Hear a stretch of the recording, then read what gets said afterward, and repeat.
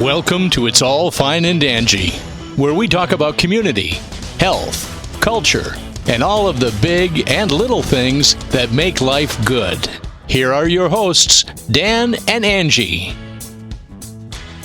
Hey, welcome to episode 58 of the It's All Fine and Dangy podcast. Oh, like everyone that can right see there? your facial expressions now. I don't care. Hey, if you're watching the video, enjoy. No, I meant that's You're a bonus. welcome.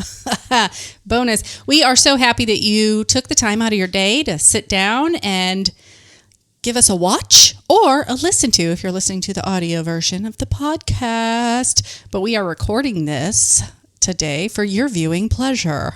Yeah, this is a little bit different for us. So you, if you're familiar with the show, then you've seen us on Facebook Live, probably. You've seen us do some live streams of interviews lately because, you know, we're all having to do virtual meetings and virtual interviews now. This week's podcast is pre-recorded like every podcast, but we also did a video recording as well. So you'll be able to watch this on YouTube or listen to it on the regular audio. Everybody knows they want to see all my dramatic faces that I make. I know. It's I have ridiculous. to remember that I can't take my hat off or do something goofy in the middle of it like and I on would my normally. laughing at everything, Angie laughs at everything. Just listen to the podcast. You said hi to me. I'm going to laugh because it's hilarious. You know what? Apparently, I love it. Keeps the mood light. Yeah, but we are excited to keep bringing interesting and local guests, may I say, to the show during this downtime that we have. I'm calling it downtime. That's what I'm doing. Yeah. Well, it is downtime for a lot of people. Because downtime is like kind of refreshing, right? Sure. So let's call it downtime, people. Let's view it as that. So we're going to continue to bring guests to you.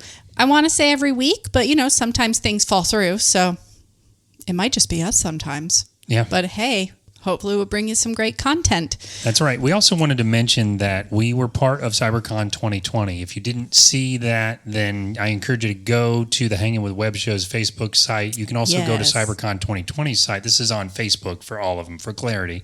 But it was a 53-hour 56 hour. 56. Oh, those are 3 more hours, and every hour counts here. It was like a live telethon that ran the entire weekend with many, many, many, many guests, and all of the proceeds that were raised from this. And this was different artists, different Comic-Con cosplayers, fans, just you name it. I mean, the list is too long to mention. There were people that read stories. There were authors. There was a burlesque actors. show. Oh my gosh. Yeah, it was crazy. It was crazy. We were part of it as well, but you can hop over to any of those Facebook sites and see the video clips from that. All of the proceeds from CyberCon 2020 are going towards the Center for Disaster Philanthropies COVID-19 Response Fund. So we were really, really happy to be part of that. And we encourage you to go check it out if you missed it or if you want to see it again. Yeah. And you know what?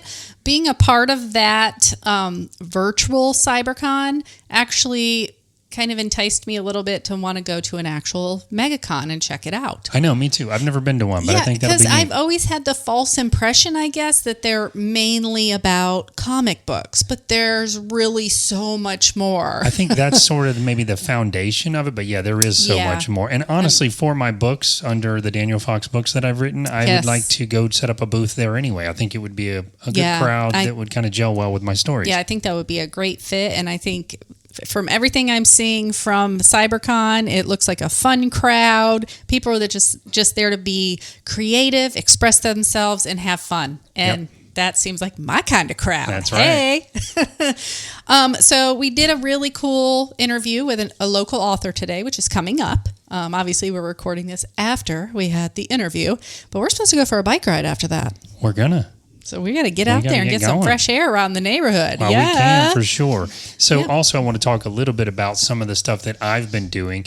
We also want to know, what have you been doing? What is the coolest or most fun thing that you've done during this lockdown? Maybe that you discovered. Right. Everyone's focused on, not everyone, but there's a lot of focus on a lot of negative stuff around all this. Mm-hmm. But what's the coolest thing that you've maybe found out about your time with your family, or that you've learned, or that you've done? We'd love to hear from you and kind of, tell us what you've been doing. What's the coolest thing you've learned? What's the coolest thing you've done? You can email us at feedback@fineanddangy or call us at 407-490-3899 to let us know that. I found a new app to help me write my books. Yes, you did. So as we're doing these author meetings every morning on Saturday at 11 a.m. And if you're interested in those, let me know, and I'll send you a direct link to the meeting with the meeting password. But one of the other authors talked about an app that I've been using now called Scrivener. So I've been getting up and doing some writing and sort of rearranging my story with that. And your daughter wakes up early with you. She does. And you I guys love have that. daddy-daughter time, so that's kind of nice. It is nice. Yeah, she actually gets up like around 6:30, even on the weekends, makes coffee, has my coffee cup sitting there. It's just the sweetest thing. So she's going to kill me for saying this. While but Angie's just snoring away in the bedroom. whatever. But anyway, it's been doing been fun. that sleeping. Yeah. I learned something about myself that I can grow some vegetables. So we've been talking about building a garden out back, but you got me one of those little countertop aeroponics, like hydroponics thing, and we grew some little lettuce in there. And I had a salad last night that was phenomenal because I clipped it right off my little indoor garden. It was amazing. Yes, I had one bite of it. It was amazing. So we want to get a bigger version of that soon. We are going to get the big version, and we're going to grow that right in our kitchen. And then my uncle, one of my favorite uncles passed away. Oh. My dad's brother, my Uncle Randy. Yes, I knew that was like a Very week ago. And he was the funniest uncle. You know, you always have somebody that you remember when you were younger. Of course. Always cracking jokes and smiling and making you smile, just goofy and funny and a pleasure to be around. Yeah. And he passed, but my Uncle Chris, he's been sending like videos out of him.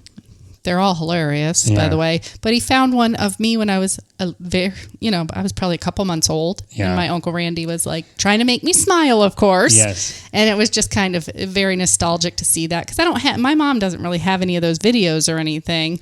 Well, I think my Uncle Chris was always the techie guy who took the video, did stuff like that. I think it's super cool that he's like releasing these one at a time here and there. It's almost like it's almost like kind of keeping everyone thinking about your uncle for a while. And I'll show you one of my Uncle Randy that he posted, and you'll see what I mean by he was a crack up. Oh, yeah. You're going to crack up. All like right. he's just making voices, and he was a funny guy and a very nice man to be around. Yeah. And I mean, we moved from Michigan when I was like 12, you know what I mean? But you have the memories of when you were real little, you know what I mean? And if it, there's the mean ornery uncles or grandfathers and stuff, but that was not him. Yeah, he was the fun one. He was the fun one. Yeah. I'm really sorry, as you know, but I think it's great that his memory lives on through those little video clips. Yeah, I mean, and what really is, sucks right now is the fact that they can't have a funeral or anything. So what his family did for him in the community, he was a truck driver, and they did like a pass-by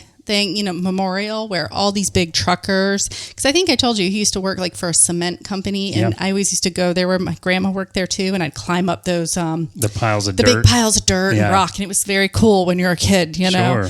And they did like a drive-by memorial and for him and honked. Oh, and that's nice. It was lines of vehicles, nice. and it was pretty awesome. So, but they'll do a formal memorial after everything is free and clear. Yeah.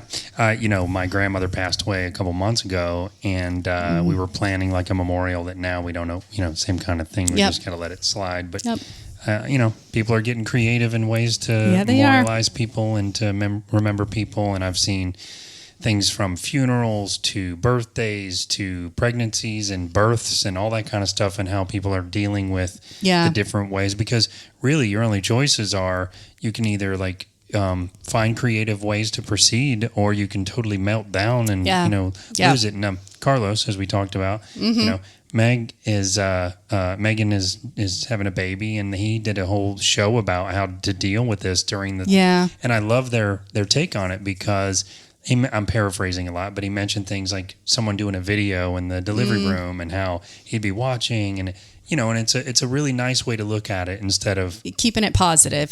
Because it will help us to not stress out. Times especially like when you've got a pregnant mama. Like, we don't want her to be any more stressed. So that's a great idea of taking that spin on it. But I think so. Yeah, but stay tuned, guys. We have a great interview with a local sci-fi author, Mr. Greg Prado. So we will see you at the community call out.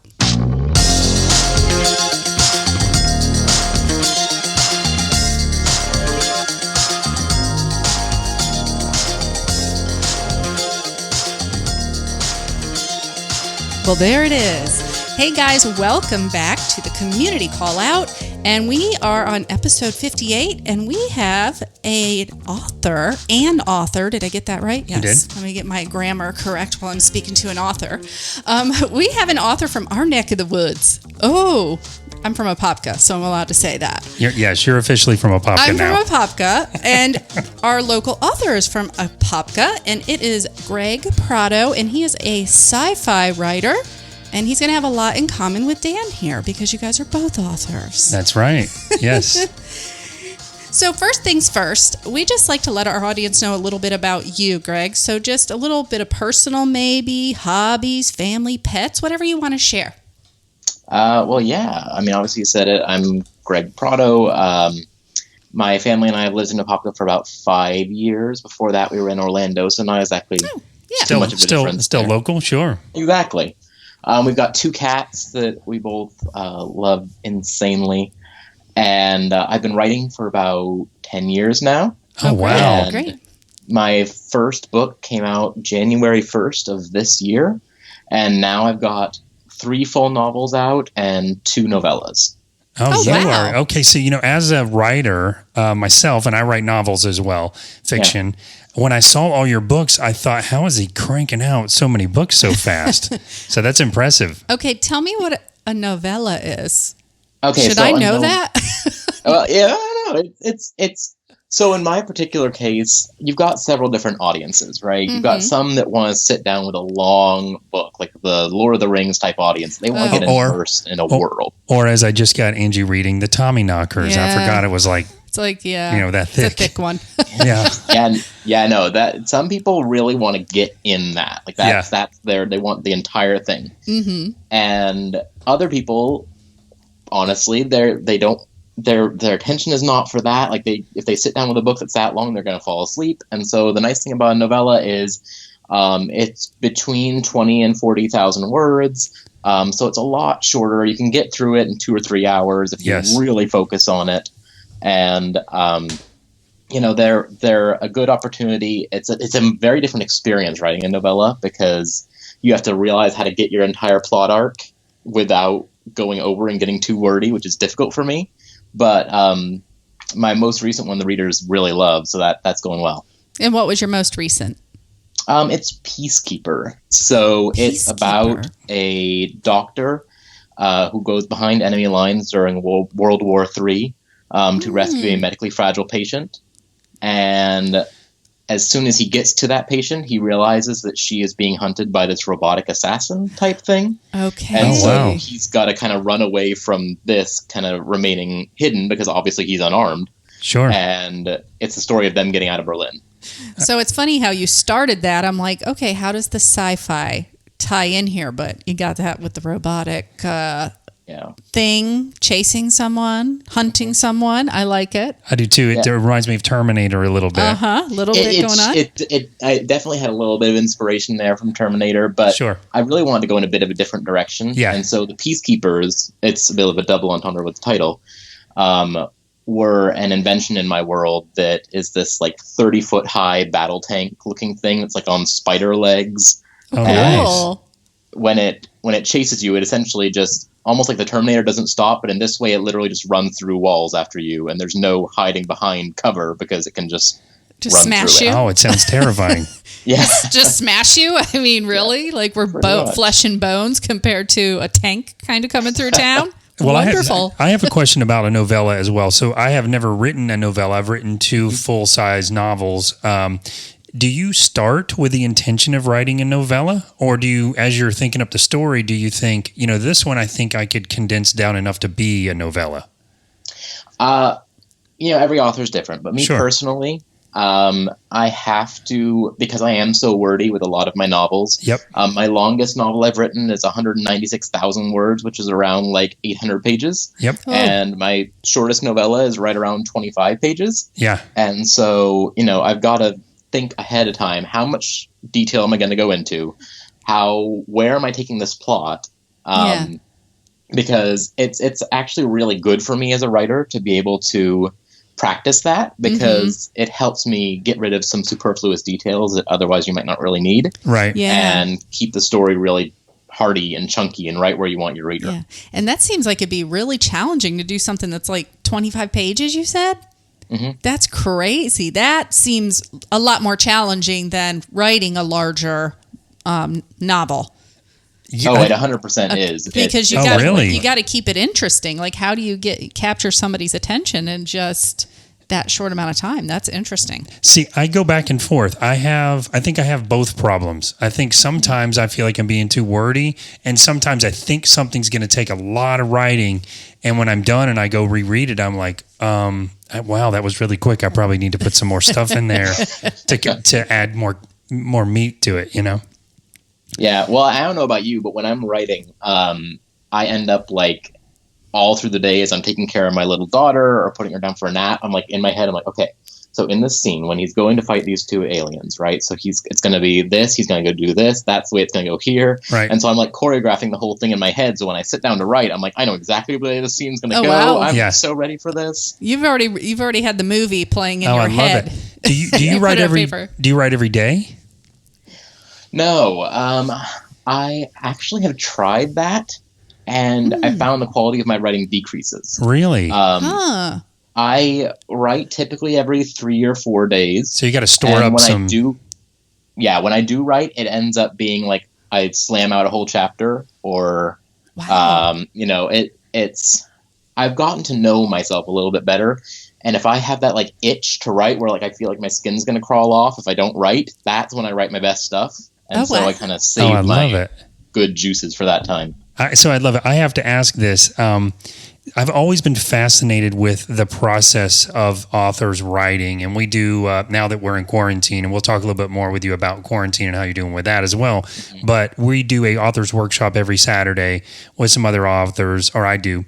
And I have taught a lot, but I've learned a lot from those as well. And when I first got into writing, and for me, it's been 4 years, I think, but I was fascinated by the process. And these aren't necessarily writers that I read, but they're famous writers, a lot of them, like J.K. Rowling or Stephen King or whatever. And some of them, like Neil Gaiman is a good example, he still handwrites his novels, which to me sounds like a beatdown because I'm a digital. But he still draws out sort of, if you look at the story map, as they call it, it's bubbles and circles, and it looks like the rantings of a madman. If you look at the way J.K. Rowling mapped out all of the Harry Potter books, she essentially drew what I refer to as like an Excel spreadsheet on a piece of paper, handwritten Excel spreadsheet. But it's brilliant at the same time. I use apps on my iPad to kind of help me with that. But I'm just curious what your process is about of sort of writing and how you evolve from your first story or your first little thought in your head into like a full blown story. Well, first, I feel like I need to give a confession here that I haven't really told anybody publicly. Oh, we got confession time. Oh, yeah. So, we talked about how Neil Gaiman writes handwritten. Sure. And my handwriting's terrible. God, awful, terrible. And I am, I'm a digital person. I'm all about technology, but I was actually like looking at my keyboard to figure out how I do it. I am a 7-finger typer. That's me. Oh my gosh. That is very much me. It's very weird that like I only use these 3 fingers on my left hand and these 4 on my right hand. And I can still hit probably 80 words a minute when I'm really flying. And it's pretty slow for an author, but so I'm curious, have you done? For me, I'm like that. I did AutoCAD for years and years, and it required that you keep a hand on the mouse the whole time. It's like digital drafting. So if you were going to be proficient, you had to keep one hand on the mouse. So I learned to type essentially with this hand, and then later I just added in some fingers over on this hand. So it reminds me of that a little bit. Were you doing something with a computer for years that kind of brought you that way? Because I don't know how to formally type either. It's nice to meet another author that doesn't know how to formally type. No. And I mean, if you look at the way I have my fingers like right now, like that's just automatically the A, the W, the D, and the space bar. Yeah. No, I'm a really big gamer. And I was for many years, so that's probably part of it. You're doing the WASD keys on your keyboard. Yeah. Okay. Oh, wow. No, I'm not about the S, man. I always push forward. I don't backpedal. That's a gamer joke right there because see, I'm laughing, but I have no idea what so you're talking about. W is up, D is right, A is left, and S is back. Okay, I see. You know, it's true. I don't think we ever really use S unless you're stuck against You're something. going back, you're doing something wrong. That's in right. gaming, so. That's right. Okay, gotcha. Oh, we got to talk more about the gaming thing for sure. That's Oh, interesting. yeah. Now. No, but my first novel, my very first novel when I was like 19 was, I thought it was going to be the best thing ever, but it was pretty hot garbage. And I finished it, and I had this like lovely little novel that I was like, oh, this is just going to be the best. It's going to be amazing, and every publisher is going to want it. Yeah. And I went back and actually read the first chapter because that's all I could get through. And oh my gosh, it was like chock full of tropes and like all these different things. Oh yeah. no. But I changed and I evolved, and my second novel was much better, but unfortunately had so many rabbit trails that I still don't think there was any way I ever could have gotten that novel to market. Mm-hmm. And so I really sat on that for a few years because I was trying to figure out how to end it. I had 99% of a novel done, and I couldn't figure out how to get the ending. And the answer was there was no ending. Oh no. Oh, gotcha. So you had to fully abandon that one then? So I abandoned that one too, even though I love that novel, and I in fact love it so much that I cannibalized a lot of the storylines from it. Oh, there and you put go. into my other novels. Oh, Okay. so you kept it no, alive it's anyway. nice, but- Yeah.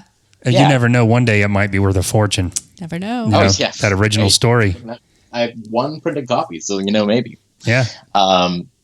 But when the 3 that I released now started, it was about 2.5 years ago now, and I was at my wife's aunt's home in Pennsylvania, and I sat down on a really rainy day because I wanted to. It was part of the novel writing month where you can write a short story in 30 days.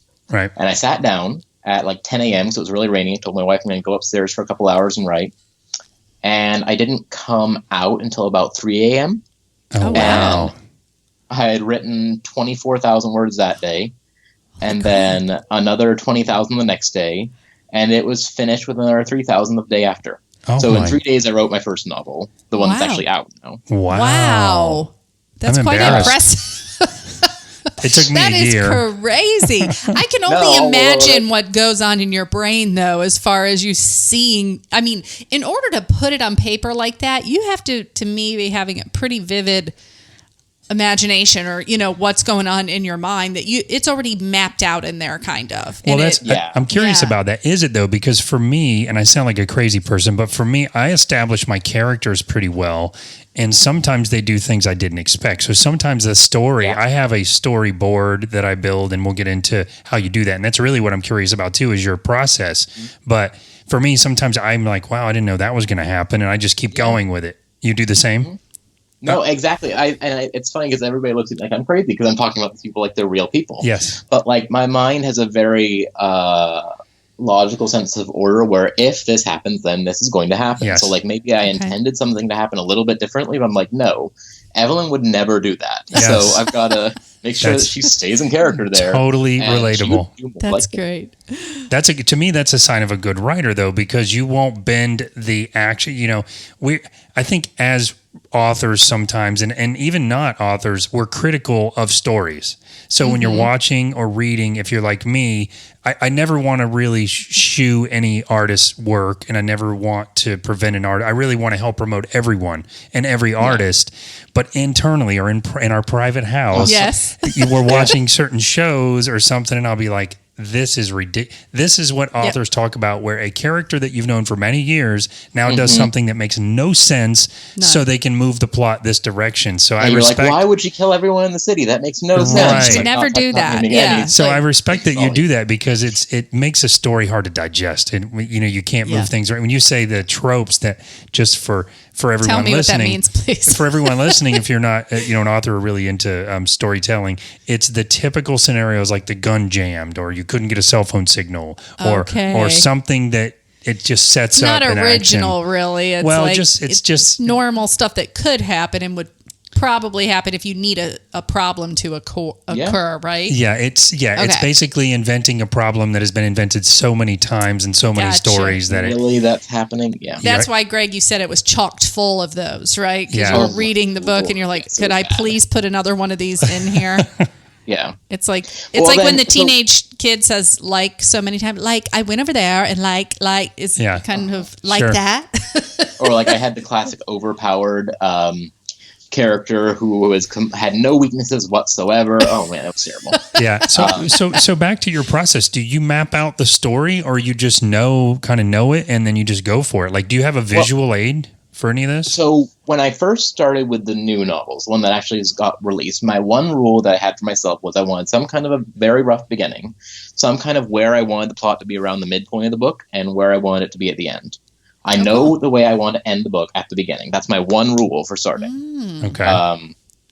And so once I know that this is happening, I don't know who's doing that action, but this action will happen at the end. Yeah. Period, end of story. Which leads me to how I wrote Entrapment. So I am a big, big, big Agatha Christie fan. And I actually listened to And Then There Were None, which is an amazing vocal performance and an incredible story. Mm-hmm. Is it her that reads it? What? Is she the one that reads it? No. It's a fantastic voice actor. Oh Lord, I'm trying to remember. It's not Jim Dale, but it's escaping me right now. That's okay. We're taking some notes here, and we'll talk about why we're doing that. But we're going to plug some of the stuff you talk about as well. But I don't want to interrupt your train of thought too much. So I knew as soon as I finished that book, I'm like, I want to write like a love letter to this book. And I loved it so much. I'm like, I'm going to write a murder mystery like in space, but I don't know exactly how I'm going to do that. And so I knew I had to map something out with this book because it started out with 14 main characters. Oh my gosh. Wow, that's a lot. It's like Game of Thrones. Yeah. Well, no, I mean, by the end there's 4. So it gets narrowed down pretty quick. That's very Game of Thrones-ish. Way ahead of Games of Thrones. It's funny because my readers, actually, one of my readers got so mad at me because she emailed me in the middle of one of my books and goes, I love so much the relationship between so-and-so and so-and-so. And I'm like, oh, you do? Mm-hmm. Well, might want to get ready for it. Yeah, I'm like, you love that, huh? Well, I'm glad. I'm so glad you love that, and I'm so glad it's not going anywhere. Yeah. Oh goodness. Yeah. You're like, I can't give it away. That's a good sign of a story, though, because the most traumatic deaths in a story, that's what you're supposed to be doing, is evoking emotion from people, right? That's right. Oh yeah. There's one. It's my third book, Andromeda Paradox, has 2 parts in it that it was really hard for me to write. That was like I knew it was coming, and like I got to that moment and I'm like, oh yeah. I was gonna say, as invested as you are in the characters, when you decide that character's not gonna make it or something traumatic's gonna happen, it probably does affect you in some way, just us as readers, it does the same. Yeah. Well, and the funny part is I really have been all about my artistic integrity. I'm like, I don't want to compromise for emotional purposes, like what the audience expects. I want the story to be the story. Sure. And one of the characters in that third book, I wrote in with the intention of killing.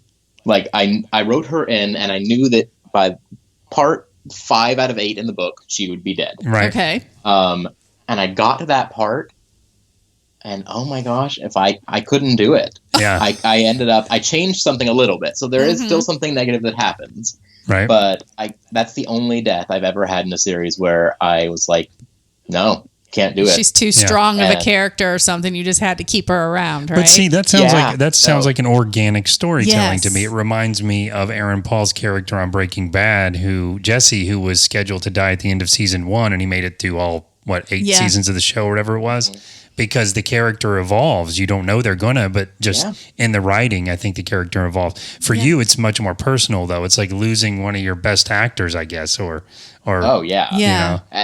That's the thing. Like this person was integrally connected with a character that has quickly become the audience favorite, and I was like, well, and the funny part is that character is supposed to die in the next book, but I was like, no, I can't do that either, because that one, like, every single person that has read this book, I'm like, so what do you think of this? And they're like, oh my gosh, so-and-so is my favorite. He is so incredible and blah, blah, blah. So it almost influences your decisions a little bit. Yeah, because honestly, like, I'm not even exaggerating. When I've probably talked to about 40, 50 people about this third book, every single one has said the exact same character for their favorite. Oh, wow. Well, you got that one made an impression. So you can go one of two Yeah. ways. You can keep them, or you can kill them unexpectedly and blow everybody's mind. That's your options there, I guess. So, side note. Yeah. But I did do the Excel spreadsheet thing for entrapment. Oh, did you? Did it help I kept you? track of all of them, and I had it based on just where I wanted them at the beginning, where I wanted them in part 2 of 6, 5 of 6, 4 of 6. I broke it into sixths for entrapment, and that helped me out, and that helped me keep track of who was who, and it also helped me figure out the main twist of that book, which I am hugely proud. Out of 10,000 something downloads now on that first book so far. And I've had people say they didn't like the story. I have had those 1-star reviews. Of course, those hurt. Of course, you can't avoid those. Yeah, you can't let them hurt you though. You can't. But out of that, I've said in the description, I said everywhere, but if you figure it out before the end, please let me know. Not a single person has figured it out before the end. Oh wow, that's great. That is really that has great. told me. Yeah. So let's go back to so you're a sci-fi writer, but it sounds like you're taking other genres kind of and playing with them a little bit too. So I love how you said, okay, murder mystery. I got to write a story about this, but then I'm going to put it in space. Because your sci-fi, it seems like, is probably your passion, right? Yeah. So I love how you're doing that. Maybe you'll take a certain genre and then be like, oh yeah, I'm going to do this with it. One of your books is about what is it? A colony, an intergalactic colony, right? Is that how I say it? Yeah. So you've, probably taken, I don't know what the storyline is on that. Tell us a little bit about that one. That's the Andromeda paradox. Is that right? Uh-huh. Yeah. Tell us a little bit about that one, because that title just sounds really cool to me. That one's been the one it's really the nice thing about my books so far, and I'm planning to keep it this way for as much as possible, is that they are all independent, even though they're all in the same universe. Okay. And there are definite connections to other books. You can pick up any of the books, read it, and not be spoiled for any of the other books, and you can read it and then read 3, then read 1 without knowing what's going to happen in 1. Oh, wow. Okay, so they're a series, but not that they have to be read in a certain order, correct? They're just connected in that universe, like in the same area. Book 5 is going to change that a bit, but that's going to be the first one. And I'll be sure to put, you need this and this to understand this. I gotcha. But even that one, I'm going to try to give enough background so that if you pick it up, you're still going to be fine. But the Andromeda Paradox is definitely the hardest book I've ever written.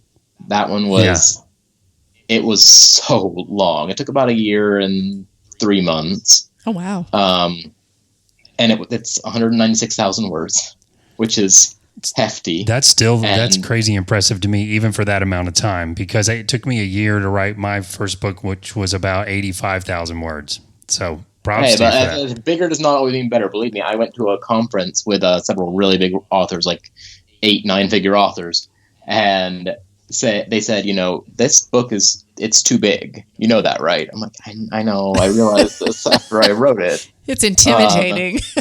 No, well, that's the thing. It's not profitable, and I make a lot of paperback sales on it, and I'm making honestly $1.50 on a paperback because of the cost of printing. Sure. Yeah, because you have to keep it still a competitive price. Yeah. But as far as books go, it is my favorite without a doubt, because it is so character driven, even though it's this space out there setting. Mm-hmm. Yeah.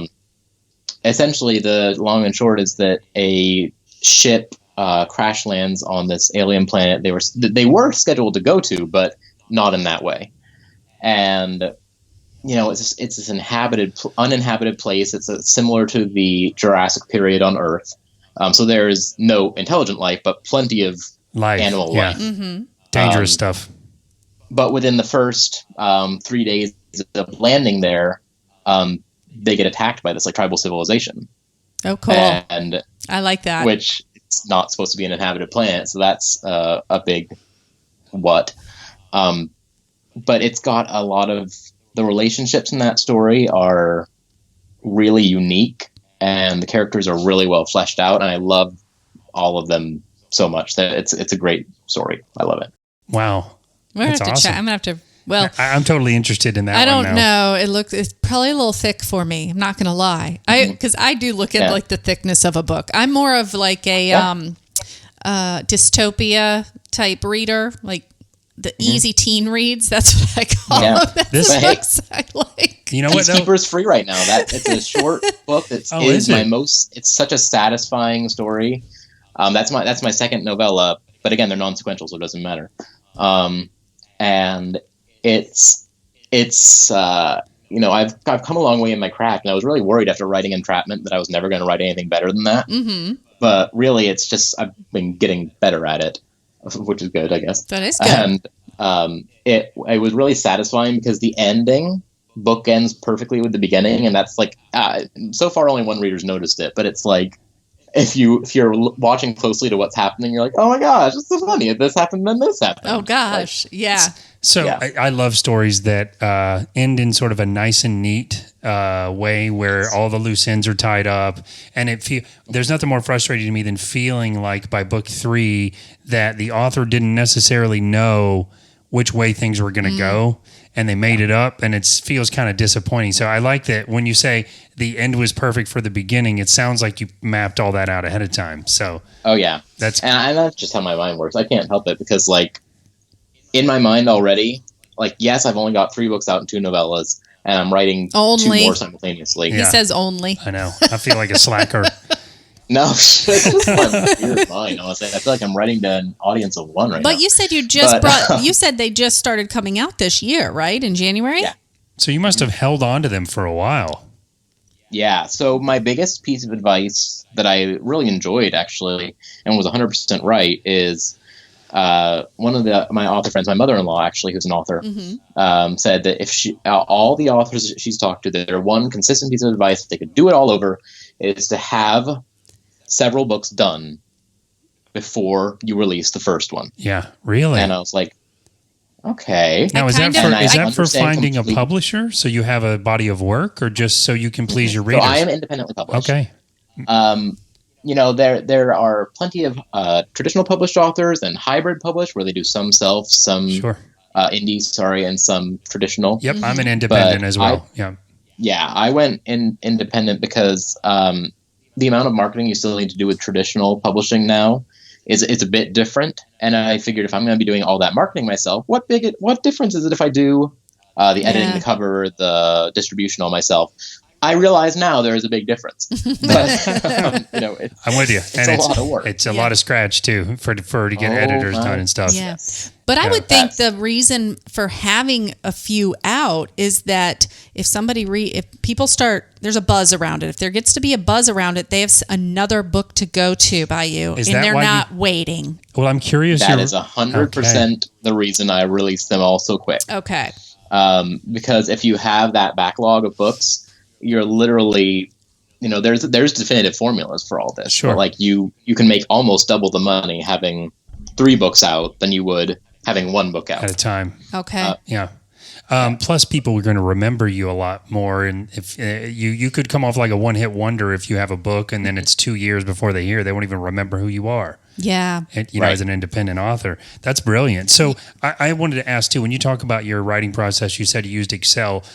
I recently, in one of our author video calls we do on Saturday, I am an IT guy, my day job, as I said, and I have like mind mapping apps that I've used on my iPad where you can draw like a bubble, and by the end of my first 2 books, it almost looks like a digital version of like the old cork board that the detectives have with like clippings and yarn and all. Yeah. And it really helped me. But one of the other authors told me about an app called Scrivener, and it works on all platforms, but have you heard of it?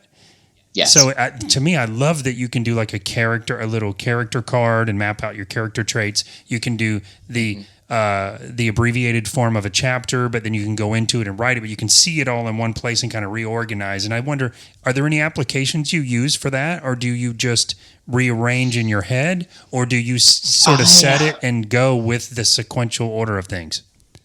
Yeah, I've got, it's funny. When I was taking Chem 2 in college, my professor, this charming British guy, it's so funny. Everybody was posting on Rate My Professor how much they hated his class because he was ridiculous expectations, but I loved him. And it's so funny. He came up to me after the first test, like when I'm writing, and he's like, Prado, it's like, if you don't show work in my class, you're going to fail. You realize that, right? I'm not going to call your answers wrong, but you're going to fail. And I'm like, okay, all right, fine. I'll show work, but I'm not going to, do the unnecessary stuff. Sure. Yeah. And it's funny, when we got to the final exam, it was a 5-question final, which is rough because if you miss like one question, you're at a B. Oh, that's it. Yeah. 2 questions, you're at a D. Oh. So he came over and like looked at my test, and like looked at me. He's like, I want you to know you're a bad influence on my students, but I'm glad you're here. Oh, nice. He's like, write more on that paper, man. Yeah, I know. And I'm similar to that. Like, there are all these amazing apps that I've really tried to use. Yeah. And like, honestly, I've always wanted to be scheduled. And like, I've always wanted to use like planners and stuff. And I've tried a million times. Yeah. But I've been working with, I've had a lot of problems with ADHD all my life. Sure. And so like, I can't read long books, which is funny because you write them. Sure. Yeah. But, I have all these things, and I need to, there is one that I really want to use that like helps out with your grammar and repeating of word phrases. It's Pro Writing Aid. That one I really want to get started on. I've heard very, very good things about it. But as far as how do I keep the storyline straight at the moment, it's mostly in my head. I've got up to book 8 planned out. Wow, and man. 8 full novels, not 8 including the novellas. Yeah. And like I already know how the stories are going to kind of come together, and I know who there is going to be a big bad type thing, and I know how they're going to resolve that. And that's pretty impressive. And you are really going to try to connect all the books, even though you can read them independently of each other. You're going to bring it kind of together for those who have read all of them. Exactly. I compare a lot to like the Marvel Cinematic Universe, how like you've got all these different independent stories. Like if you watch Guardians of the Galaxy, that's a whole story in and of itself. Yes. But if you decide to stick with the story, you see all these tie-ins and how it all kind of comes together. And you're like, oh, that's where this came from, and that's where this came from. And that happens all the time in my books. Like that's one thing my fans actually really like about it. They said that if you read Peacekeeper, like I recommended that to you, like that's a great short story. I love it. It's really tight and together, and you can read it and you'd enjoy it, and you would miss absolutely nothing not having read any of the other books. Okay, but that's one good. of my super fans, they're, as I like to call them, like that's just what they're called because they read all your books like that. You've got a couple of those. Sure. Yeah, no, it's they're amazing, and they're extremely dedicated readers. Mm-hmm. And she goes, "Oh my gosh, I love how at the end you tied in blah blah blah blah blah," and how like you wouldn't even know that you tied in that unless you read blah blah blah. And that's good. It's the treats for that. I love that. I love when authors do that, or even people that make movie stories and stuff. The scripts that give you a nugget. If you're like you said, those superhero movies. If you knew the comic, they'll do little nods to like. If you know the comic, then you know what this is about, but you don't really need to know it for the story. So that's cool that you do that. It's very cool that you do that. Yeah, that is great. Hey, so I have a question because I live with an author. So I thought since we have all this, at home time, that you guys would be getting a lot of writing done. How's that going on your end? I might have read a little something on your blog. Yeah, it's actually, I was like, I'm in the middle of a novel right now called Madness of the Void that I'm so enjoying writing. Oh my gosh. Yeah. And I wrote about a chapter last night, and that was awesome. And that chapter was the first thing I've written the entire quarantine. Yeah. That's relatable. Yeah. Yeah. And I was shocked because going into this, I'm like, I'm going to get so much done. I'm going to get so much done. Yeah. And I see these people like painting like 3 paintings, and like I'm here just running after my 15-month-old and trying to figure out how to get a classroom set up for my students and keeping track of those students. At least you have some legitimate excuses. For me, I have a lot going on. I'm working 50, 60 hours a week in my day job, but truthfully, I could still do it. I can't make excuses. I don't have legitimate excuses like you do. For me, I have always had trouble writing at home, and we have this nice studio space. But I would grab my iPad or my Mac and go to the Starbucks and write for 3 hours straight. But being at home makes you feel like you should be doing other stuff, at least for me. And so I don't know why. I just can't get it flowing. So it's like the worst to be stuck at home for me. I agree. I get less writing done at home. I've trained myself over the years now to be able to write at home, but you're 100% right. I usually write, truth be told, over my lunch breaks. Like I'll snack throughout the day, and then during my lunch break, I'll go take my computer and write. Yeah, that's great. But that's a structured 30 minutes that I know I'm going to have every day. And so it's like, gonna write. Yeah. And it comes really easily during that point. It's like a Pavlovian response. Like, you're used to doing this at this time, so it just happens. Yeah. And a lot of those places where I would go to write or times I would use to write are just gone now. And so that's been tough. And it's been hard to find motivation, I think, because I'm feeling like I should be doing more.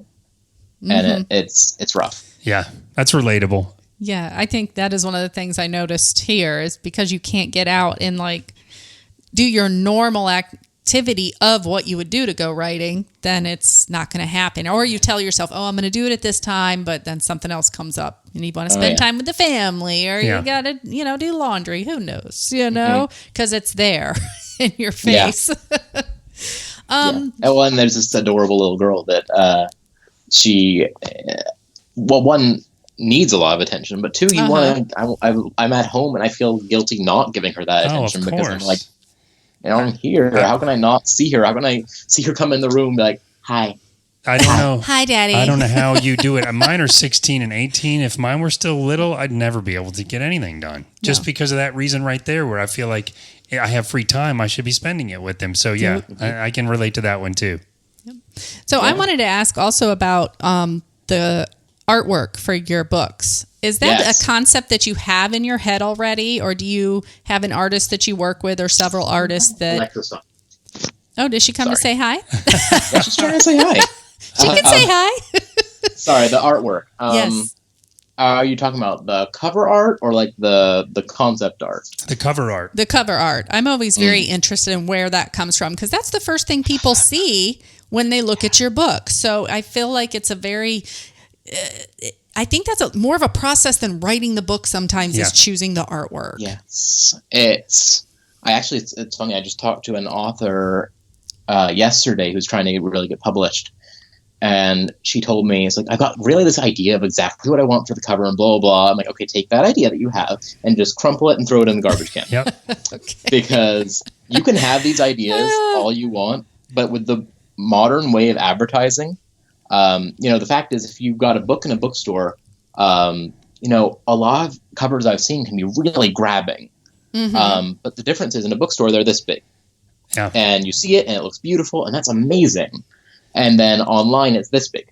Exactly. Yes. So you have to have something that's going to be able to grab the audience's attention and they know what it is. Sure. And they know what genre it is from a picture that big. Yeah. That's a good point. That's a very good point.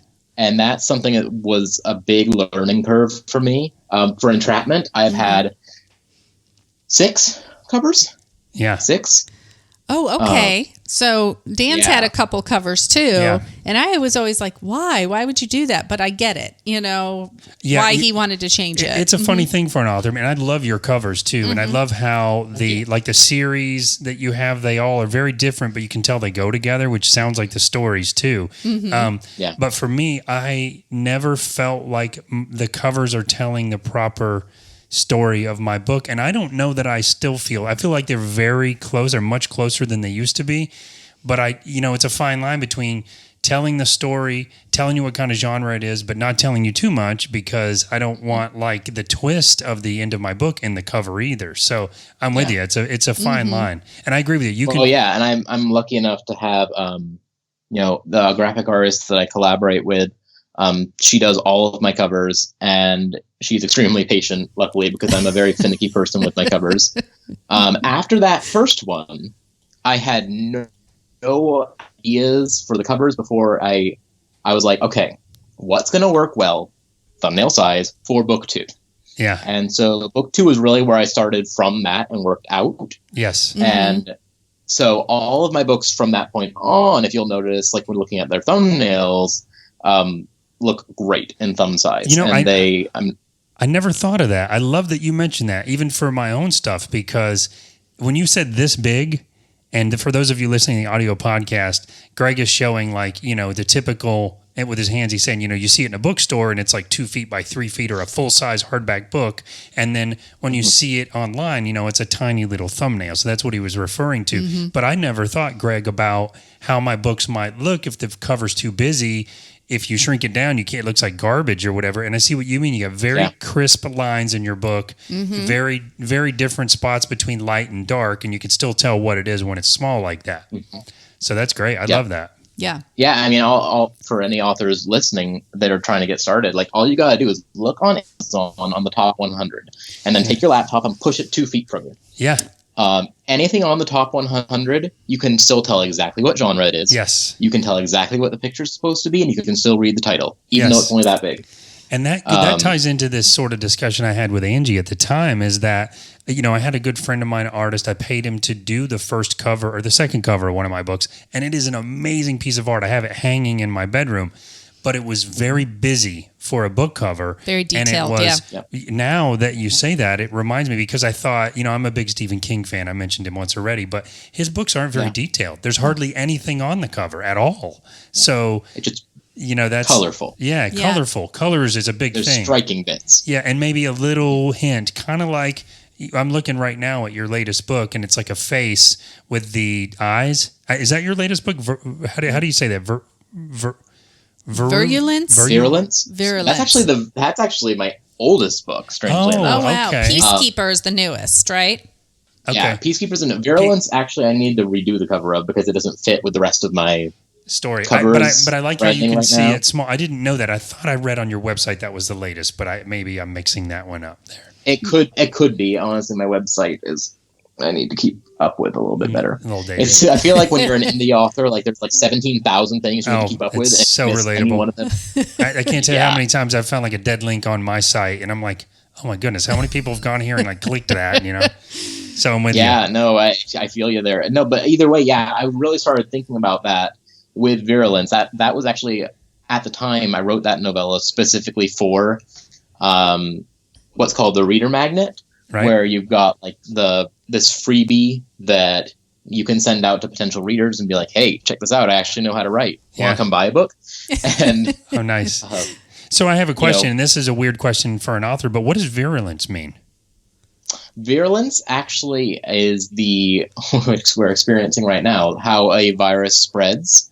Okay, I get the base word now from it. Virulence. Very nice.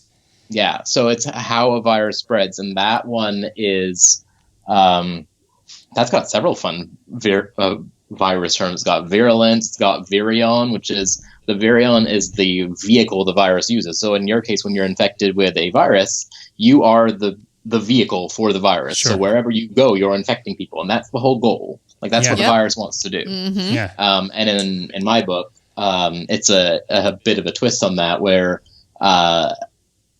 it's how to say this without giving everything away. It's a hard thing to do sometimes. I will say this: it's an engineered bug. Yeah.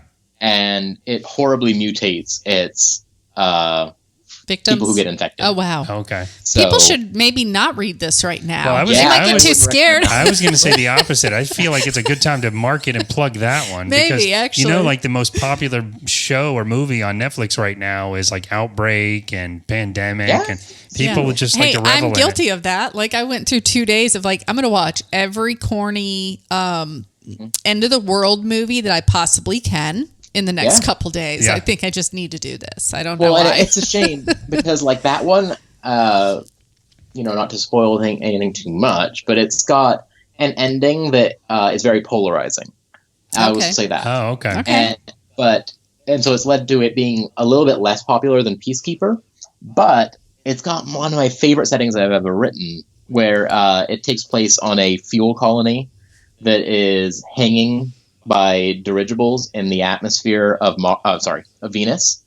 And so Cool. It's the whole thing is covered in ceramic because on Venus you have the sulfuric acid rain, and so you either knew a lot about this stuff or you did a lot of research to be able to describe it accurately for those people who actually know about that kind of stuff. Science. Yeah, and the answer is yes. The answer is yes. Yeah. I already All the above. knew.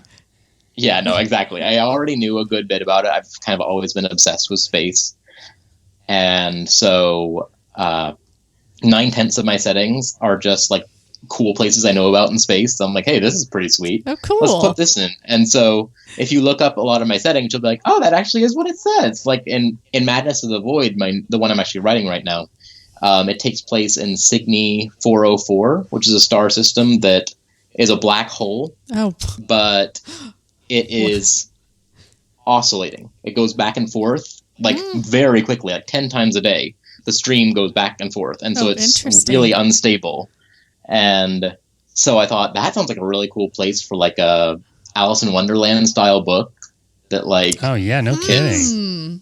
Yeah, that does sound very interesting, actually. Yeah. I feel like we're coming up to the end of the hour now, and as we're heading to wrap up, I feel like we could definitely have at least one or two more interviews with you at some point. So if you're game, I'd love to talk more. I have so many other questions in my head I want to ask you, and I think I'm going to read Peacekeeper as a start to kind of introduce myself to your work. But that sounds great. Yeah, I talk a lot, so that's fine with me. We could talk for 2 or 3 hours, but people won't listen for 2 or 3 hours. Yeah, I figured that out. We too. found about an hour. We could keep their attention for about an hour, and then they're like, okay. Kind of our sweet spot. But so we will definitely be back in touch with you. But as part of the author community, I have found that the local community, especially of authors, are very supportive of each other. There's no competition. Everyone's trying to promote everyone else. And I'm sure you've experienced the same at book events. So I guess I'm asking, as it relates to the author community, do you have events that you're involved in or other authors that you work with? Or I just wonder if you're involved in the author community in any way. And if so, if you could tell us a little bit about that. Well, I would love to get more involved with that. That's been something that, most of my involvement with the author community has been with people that have been like, hey, I've got this book that I really, really want to put out there, but I don't know how to get it out there. Yeah, that's a huge more thing. Been with more been with like aspiring authors. Sure. I do have an event that I'm going to be working with an improv group on that is it's a murder mystery that I'm doing. It's kind of structured around the world of entrapment.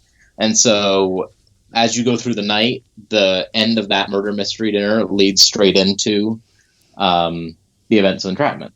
So, oh, cool! And what a cool way to lead into your book. And who's that with? And the improv, just an improv group that you know? Well, I'm working with a couple, and so I don't want to like.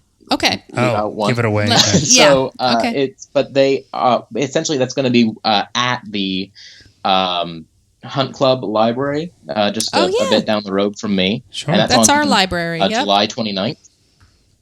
Oh, nice. Cool. So I will put that in a link in the show notes. If you're listening on the podcast, you can just scroll down and click to the link below to find out more about that.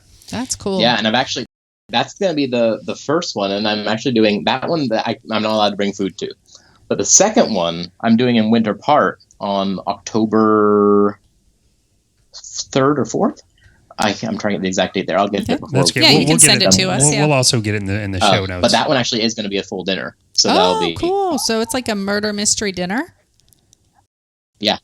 Oh my God, nice. we got to go to that. That is cool. You're going to have tickets for sale for that? Yes. Awesome. Mm-hmm. That's going to be through Winter Park Library's website.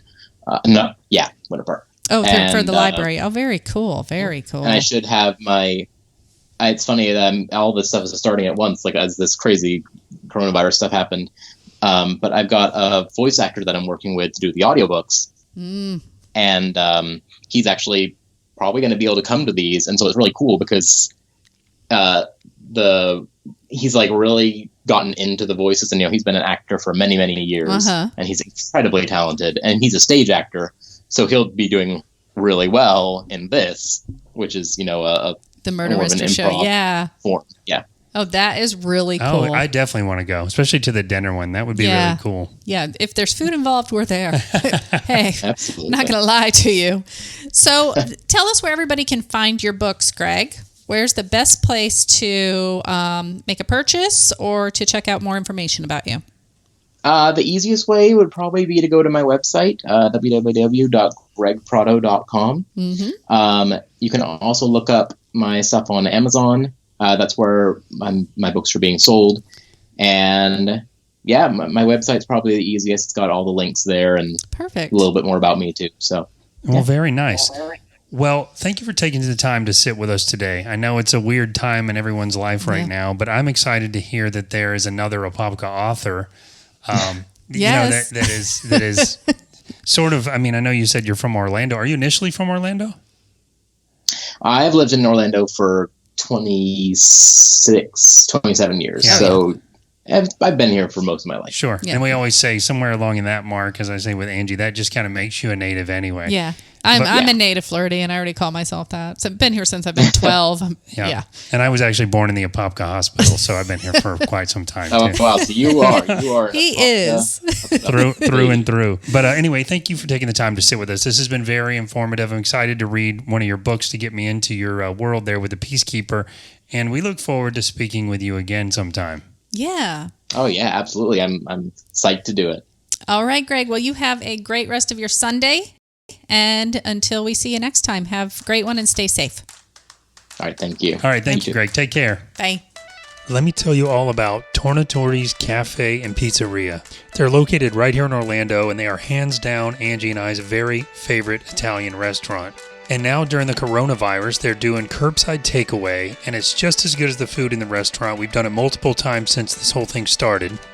They've also got these take-home pizza kits where you select your toppings, you bring it home, you make the pizza at home, and it turns out delicious, and of course the kids love that too. They also do so much for the community, so it's nice to give back to them and treat yourself to an amazing meal. That's Tornatori's Cafe and Pizzeria in Orlando. Give them a call at 407-292-2248 and treat yourself to an amazing meal while helping a local business survive this pandemic. Hey guys, welcome back, and we hope you enjoyed that interview with Greg. We certainly did, and truth be told, we stayed on with him for a little while after we officially ended the interview. More than a little while. It was going to be like 2 minutes, and I think it was another 30 or 40 minutes. Yeah. But we will definitely have Greg back on. Very interesting and just very talented artist from what I can tell from the way he talks about his stories, and I'm excited to read that novella just to kind of get my feet wet into to his writing. Yeah, The Peacekeeper. I'm going to order that one because he said that one would be at my alley. It's not too thick. That's the one I want. But you can find out more about Greg at gregprado.com. We'll put a link in the show notes for that too if you're listening to this on your podcast player. You can find his books at Amazon, Barnes & Noble, and you can find out more information about his stories at his main website that I just gave you the link to. So that was really fun. Also, you'll notice I didn't say welcome back to the information station if you're a longtime fan of the show, because we're thinking about wiggling around with the format a little bit, partially because of the virus and partially because we're kind of thinking as the interviews are starting to run a little bit longer now because we're looking and talking to the people the way that we were initially doing those sort of on-site visits. There's value maybe in just having the more interaction with other people right now than there is just hearing us talk and kind of follow up, so we're tinkering with the format, but for now we're thinking about just keeping a little more casual on the wrap up after the interview, which is maybe what we'll call this. Yeah. And guys, if you like us or enjoy listening to us or watching us, please give us a rating and a review and make sure to subscribe. See, this is the beauty of the video because I can't edit this as easily. That will be an outtake. You don't have to edit it. Whatever. I make those mistakes all the time. I think you said sub 4 times. Well, whatever. Sub. Make sure you subscribe. Subscribe. And if you like what you hear, share with others as well. Okay. And look you get to see all these faces that I'm like, it's amazing. Oh my goodness. Oh. This is what Dan deals with every day. Oh, my goodness. Well, I gave you the number before, but 407-490-3899. If you want to be a guest on the show, if you know someone else that might be a good guest for the show, or if you just want to give some input about the show, about what you're doing. As I mentioned before, what are you doing during the crisis or the virus here? Maybe the coolest thing that you've done, or the most fun you've had with your family, or some cool creative ideas. Yeah. You can email us at feedback@fineanddangy. All of our social media is Fine and Dangy. And that's pretty much it. Oh, like us on Facebook. Yes. Because we did get over 500 likes, Oh, and we now I'm did. very excited for that. We I don't were- know yeah, why. that So was very 600 cool. is the new goal. Yeah. There we go. But interact with us on there, too. We'd love to see what you guys are doing. So put a little post, put a little wave to us, put a little video to us, something. Anyway. You mean to have them send that to us? Oh, yeah, because they can't post it on our No, website. they can't post it Never on- mind. Interact when we put something on there. There we Yeah, go. or email Make a it to us. comment. Email it to us, and who knows? We've changed our format a little bit now that we're doing video, so we can now show videos that we get from Give listeners. us permission. Yeah. So who knows? We may put a little collage together at some point. Yeah, that would be cool. Well, that is it, guys. And we hope you enjoyed the show. And we will see you hopefully next week. And remember, at the end of each and every day, it's all fine and dandy.